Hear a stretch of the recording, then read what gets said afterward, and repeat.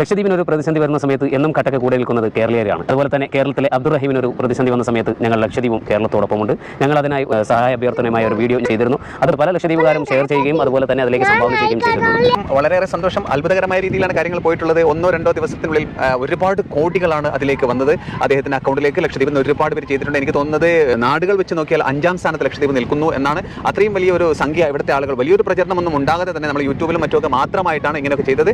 ഭയങ്കര ഹാപ്പിയാണ് ലക്ഷദ്വീപിലെ ആളുകൾ എല്ലാവരും തന്നെ. കാരണം കേരളം എന്ന് പറയുന്നത് ലക്ഷദ്വീപുമായി അലിഞ്ഞു ചേർന്ന ഒരു സമയമാണ്. ശരിക്കും പറഞ്ഞാൽ കേരളത്തിൽപ്പെട്ടതല്ല ലക്ഷദ്വീപെങ്കിലും മലയാളികൾ എന്ന കൂട്ടത്തിൽ ഞങ്ങളൊക്കെ ഉള്ളതിൽ ഇപ്പോൾ അഭിമാനിക്കുകയാണ്. വളരെ വലിയ അഭിമാനമാണ്. അതുപോലെ തന്നെ മറ്റൊരു അഭിമാനമാണ് ബോച്ചെ ചെയ്തത് ഒരു അത്ഭുതകരമായ ഒരു അഭിമാനമാണ്. കാരണം അദ്ദേഹം മതമെന്നോ രാഷ്ട്രീയമെന്നോ ജാതിയെന്നോ ഒന്നും നോക്കാതെ അദ്ദേഹം മനുഷ്യത്വത്തിന്റെ പേരിൽ ഇറങ്ങി തിരിച്ചിരിക്കുകയാണ്. മനുഷ്യത്വമാണ് ഇവിടെ കൈകോർത്തത്, മനുഷ്യത്വത്തിന്റെ ആ ഒരു കൊടിയാണ് ഇവിടെ പാറിപ്പറന്നത്, മനുഷ്യത്വമാണ് ഇവിടെ വിജയിച്ചത്. അതുകൊണ്ട് അദ്ദേഹത്തിന് കടൽ കടന്ന വലിയൊരു താങ്ക്സ് ഞങ്ങൾ പ്രകാശിപ്പിക്കുകയാണ്. മറ്റ് അദ്ദേഹത്തിന് സഹായിച്ച എല്ലാവർക്കും വളരെ വലിയ നന്ദി ഞങ്ങൾ ലക്ഷദ്വീപിൽ നിന്നും പ്രകാശിപ്പിക്കുന്നു.